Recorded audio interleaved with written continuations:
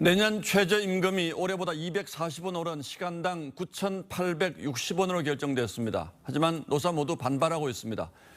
매년 최저임금 결정을 두고 소모적인 논쟁과 갈등이 반복되고 있는데 앞으로도 계속 이렇게 해야 하는지 더 나은 방법은 없는지 따져보겠습니다. 자, 홍영 기자, 일단 최저임금은 어떻게 결정됩니까? 네, 이 최저임금위원회는 노동계와 경영계, 전문가 9명씩 모두 27명인데요. 노사가 각각 안을 제시한 뒤 중재를 거쳐서 이 격차를 좁히는 식으로 진행됩니다.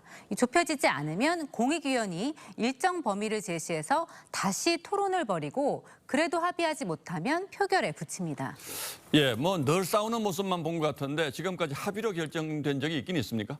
네, 있습니다. 하지만 1987년 이후 이 모두 37차례의 심의 가운데 단 7차례에 불과합니다. 나머지는 모두 표결까지 가는데 그나마도 한쪽이 불참한 적이 많습니다. 이 90일 이내로 정해진 심의 기간도 지켜진 적이 거의 없는데요. 이번에는 최장 기간인 110일이 걸렸습니다. 노사 양측에 원하는 안을 내라고 하면 금액차가 클 수밖에 없겠죠. 다른 방법은 없을까요?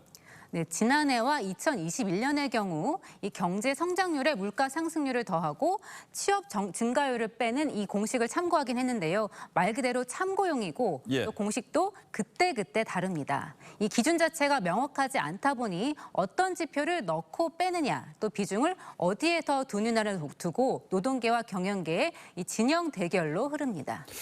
객관적인 근거에 대한 공감대가 없으니 뭐 합리적인 토론도 어려울 테고요. 네, 맞습니다. 이 다른 나라의 경우 이 전문적이고 객관적인 기준을 두고 있는데요. 이 독일은 직종별 임금 수준을 비교해서 최저임금을 정하고 이 코로나 같은 특수한 상황이 아니면 이 지표를 따릅니다. 프랑스는 전문가 그룹이 낸 인상률 보고서를 토대로 이 최저임금을 정하고 노사는 거기에 대한 의견을 냅니다.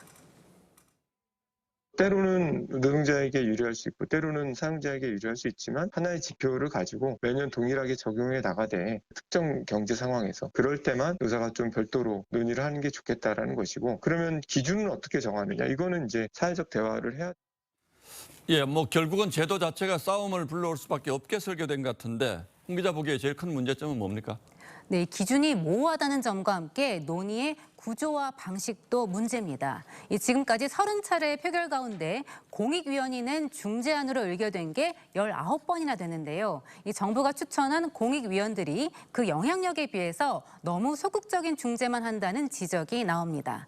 또 37년째 27명인 최저임금위원회 규모도 비효율적인데요. 예. 독일과 영국의 경우 우리의 3분의 1인 9명입니다.